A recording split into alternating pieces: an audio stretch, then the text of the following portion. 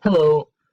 Today we will be talking about the Republic of Aurora's prison system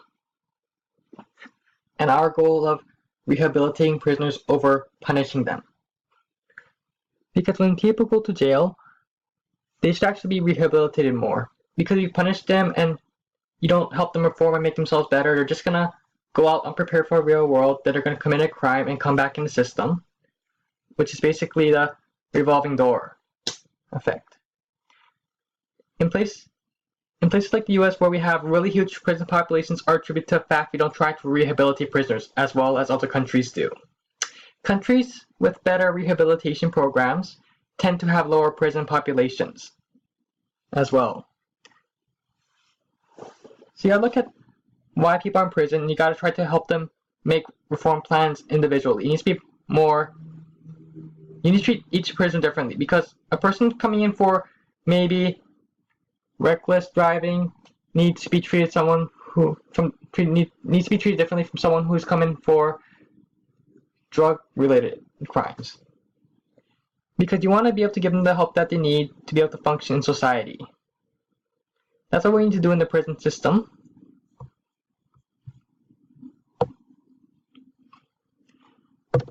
So in the Republic of Aurora, we have National Corrections Authority, which runs the Republic of Aurora's prison system.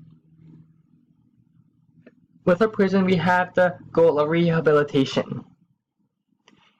We do believe in providing safe environments where prisoners can learn new skills and rehabilitate themselves.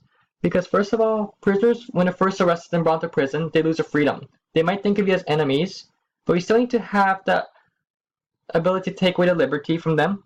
That way it's some form of punishment, but also we protect them from unnecessary violence, basically violence against other inmates. It's just really crazy, all this stuff. But you need to be able to calm them down and convince them that we're working for a common goal, that we're working for their interests as well in rehabilitation. Prison violence is not a good thing. It's something that needs to be stopped. We want them to be able to learn to trust other people, so that way they can work as a group when they get out of prison. That way they can work together with other employees of a company, maybe get promotion, improve their life. We need to ensure that prisoners can get out of prison with skills that they need.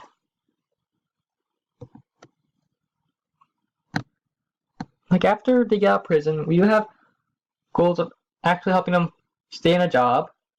We will talk to the employers if they want to know about how they behave in prison. We can tell them about any fights that they got into, all the stuff. If they behave well, we can write a letter of recommendation saying that they were really well behaved, and that because of their good behavior, we can trust that they will do the right thing at work and that they will have integrity. Or probably vouch for them. But we can't guarantee for sure, but it's basically saying that they demonstrate integrity. Of course, with everything, you can't be 100% sure with lots of stuff about people. Because with prisoners, they might just be trying to play you. That way, just to get some kind of really good job that they could steal from. We have countermeasures for that too. We want to see how prisoners act when they get out of prison, first of all. So we probably would restrict them from certain jobs at first.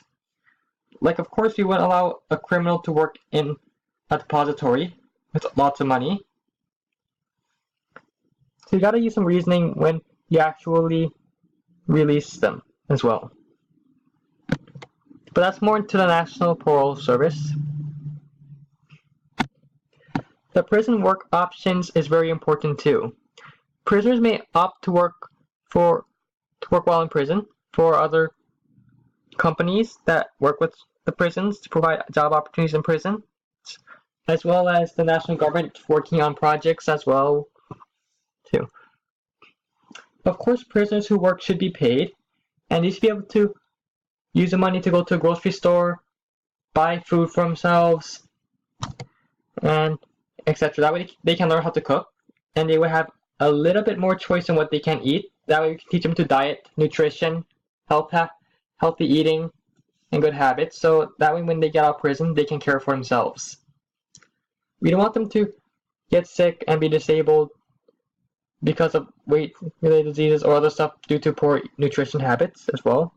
You want them to be able to eat properly and have a good lifestyle and be healthy. That way they can work and bring income for the state as well.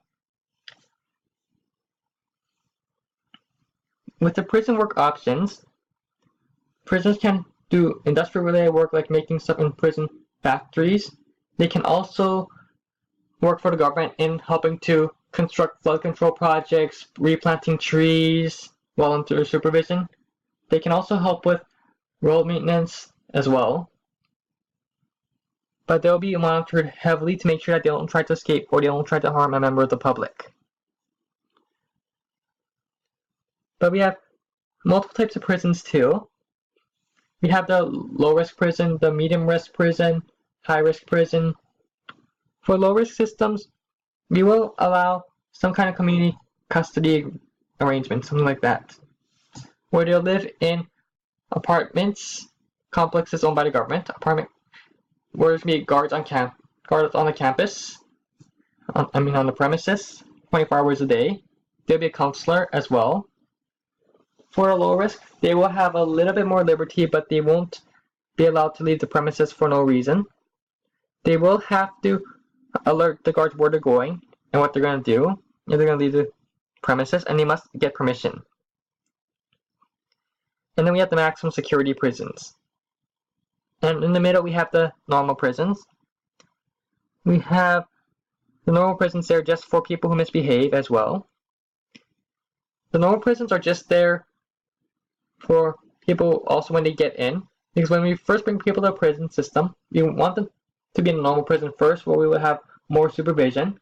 If they actually want to better themselves, we can transfer them to a lower risk prison. That way they can actually work in the community and also return back to prison. I know some people would be skeptical of that as well, but the thing is, we only assign the non-violent criminals there.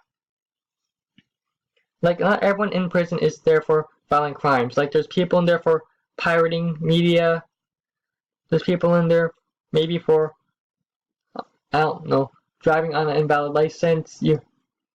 There's also non-violent criminals that we can actually allow to get back to work in society and try to prove themselves.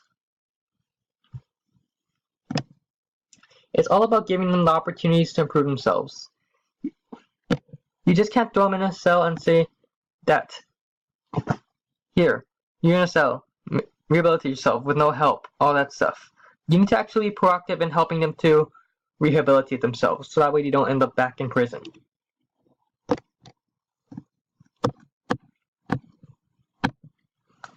We have the convict labor camp systems as well, and the maximum security prisons. Maximum security prisons are for the dangerous criminals, because I know some criminals can be very dangerous. Maybe murderers. Also, intelligence agents can be dangerous as well too. So they would be put in the maximum security prison, where they're going to be monitored a lot to make sure they don't try to have any escape attempts, or they try to harm other people, or they don't try to harm staff. It's just really dangerous in those kind of situations. But they need to be able to receive counseling as well, or in case of murderers, you're willing to counsel them and try to talk to them. Because there's lots of things you can do to help rehabilitate people. It's possible. The convict labor program is more about actually offering a work opportunity for inmates. Inmates can be housed in barrack-style buildings where they'll be given the opportunity to work for money. This one will be more, they're actually getting more involved with the government. That means they can actually be moved around more to actually maybe help clear off roads, help rebuild after a natural disaster. They can help clean up operations as well, and the government will pay them for their services. So that way, with the money they accumulate after they get out of prison, they can use it to probably get down payment on an apartment or some kind of housing. Use it to get themselves set up after prison, all this stuff as well. We have other options including a convict military division, where criminals can join the division, the military division, and that as long as you do it before they're arrested by the police, if they actually join the division, they will receive counseling, but they will need to confess to crimes that they committed for it to be wiped out the record. They will need to confess to what they did.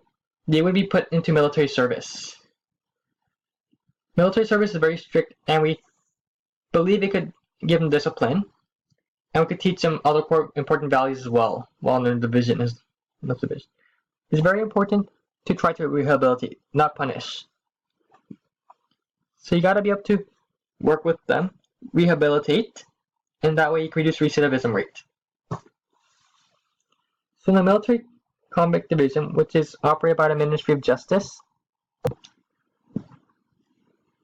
and also we do have the option for some prisoners to be sent to the convict division if they want to opt in. Some prisoners will be offered the opportunity to do that.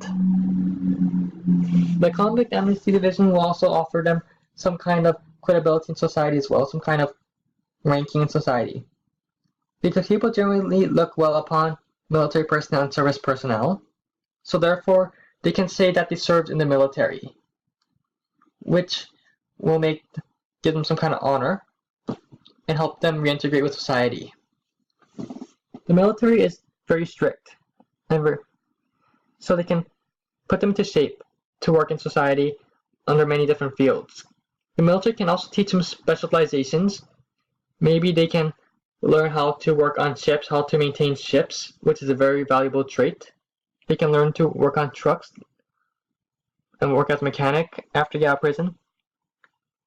This program will be supplemented by Department of Justice law enforcement officers, who will make sure that the enemies don't try to run off. The DOJ officers will also, the Ministry of Justice officers will also help in the rehabilitation process. They will counsel them, they will offer advice as well. The military will also help them get adapted to routines in society as well, and help them to be flexible and competitive too in society when they get out as well. Because the military will be training them for basic jobs that they could secure when they get out of prison, like being a mechanic, maybe, I guess, working on a freighter as well, or driving a truck. Those could all be very important. Even loading trains can be important as well. The military will teach them how to clean, how to cook, and how to take care of themselves as well, which will be very important as when they get out of prison. So overall, this is just a small look into the Republic of Aurora's justice system and prison system. If you have any comments or any ideas on how to improve it, or any comments at all, or any ideas about it, or just how you think about it, feel free to leave a comment, and thank you for watching.